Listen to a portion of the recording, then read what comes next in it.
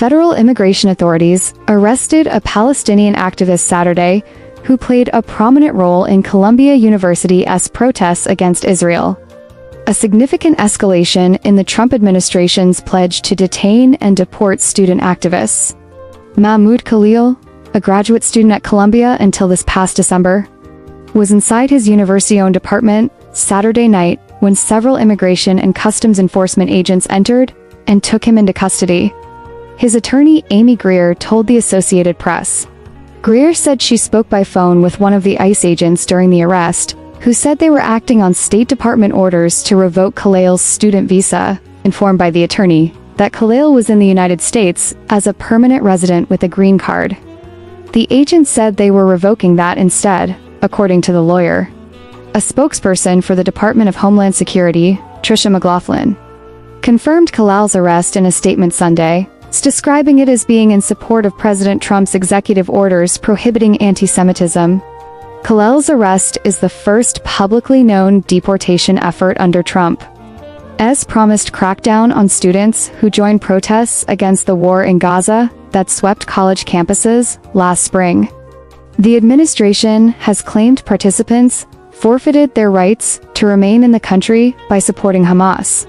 McLaughlin signaled the arrest was directly connected to Khalil's role in the protests, alleging he led activities aligned to Hamas, a designated terrorist organization. As ICE agents arrived at Khalil's Manhattan residence Saturday night, they also threatened to arrest Khalil's wife, an American citizen who is 8 months pregnant, Greer said. Khalil's attorney said they were initially informed that he was being held at an immigration detention facility in Elizabeth, New Jersey. But when his wife tried to visit Sunday, she learned he was not there. Greer said she still did not know Khalil's whereabouts as of Sunday night. "We have not been able to get any more details about why he is being detained," Greer told the AP. This is a clear escalation. The administration is following through on its threats.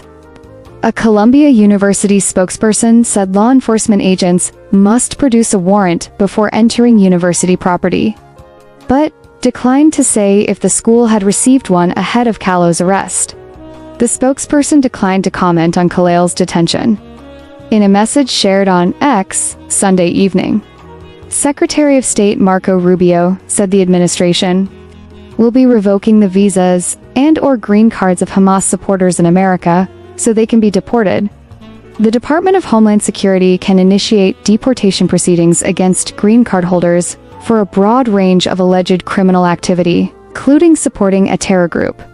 But the detention of a legal permanent resident who has not been charged with a crime marked an extraordinary move with an uncertain legal foundation, according to immigration experts. This has the appearance of a retaliatory action against someone who expressed an opinion the Trump administration didn't like, said Camille Mackler, founder of Immigrant R, a coalition of legal service providers in New York. Khalil, who received his master's degree from Columbia's School of International Affairs last semester, served as a negotiator for students as they bargained with university officials over an end to the tent encampment erected on campus last spring. The role made him one of the most visible activists in support of the movement, prompting calls from pro-Israel activists in recent weeks for the Trump administration to begin deportation proceedings against him. Khalil was also among those under investigation by a new Columbia University office that has brought disciplinary charges against dozens of students for their pro-Palestinian activism, according to records shared with the AP.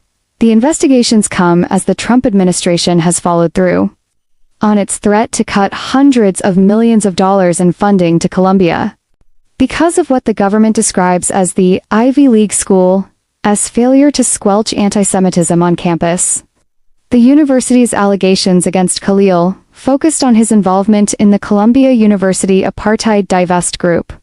He faced sanctions for potentially helping to organize an unauthorized marching event in which participants glorified Hamas. October 7, 2023.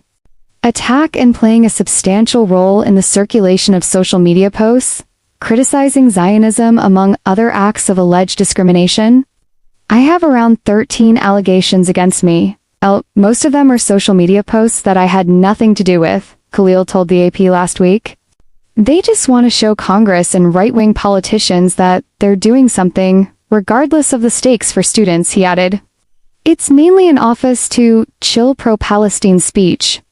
In all honesty, he needs to get out of America pushing this shit.